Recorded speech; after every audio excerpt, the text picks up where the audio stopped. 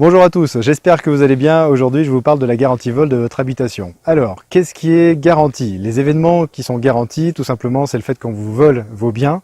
La deuxième chose, c'est qu'on vous détériore votre habitation et éventuellement qu'il y ait des actes de vandalisme au sein de votre habitation. Alors, le vol, en fait, tout d'abord, ce qu'il faut que vous compreniez, c'est qu'il y a des moyens de protection à mettre en œuvre pour votre habitation et ça, vous le déclarez lors de la souscription de votre contrat. Donc, faites attention à la manière dont vous avez déclaré comment est protégée votre habitation parce que si vous avez un seul point de condamnation sur votre prod principal, par exemple, et que finalement, vous avez écrit dans votre contrat qu'il y a 3 points de condamnation, vous pourriez avoir un problème d'indemnisation par rapport à ça.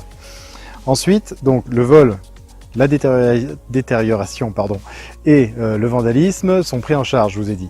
Mais après, qu'est-ce qu'on prend en charge en termes de contenu? Il peut y avoir donc les effets personnels, mais parfois il peut y avoir aussi des objets de valeur, à savoir les bijoux, les pierres précieuses, les collections, les tableaux, ce genre de choses. Donc ça, faites quand même le point avec votre assureur parce que parfois ça peut être important.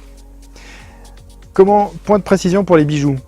Sachez quand même qu'il va falloir, si vous êtes sinistré, si on vous vole des bijoux, il va falloir que vous fournissiez les certificats d'authenticité, les factures à l'expert pour que vous puissiez être éventuellement indemnisé correctement. Donc si vous ne les avez pas, moi la petite astuce que je donne, c'est de prendre contact avec un bijoutier et qu'il vous fasse des certificats pour que ce soit effectivement le cas échéant, que vous puissiez être bien garanti.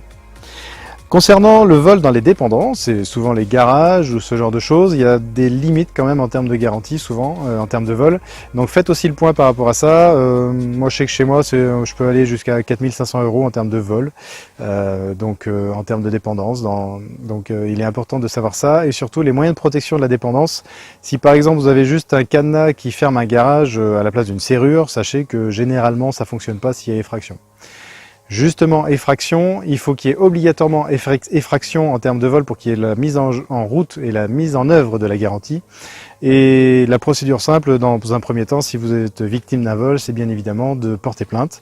Ensuite, mettre en place les mesures de sécurité classiques et puis contacter votre assureur pour déclarer donc votre sinistre. C'est dans les 2 jours, faites attention.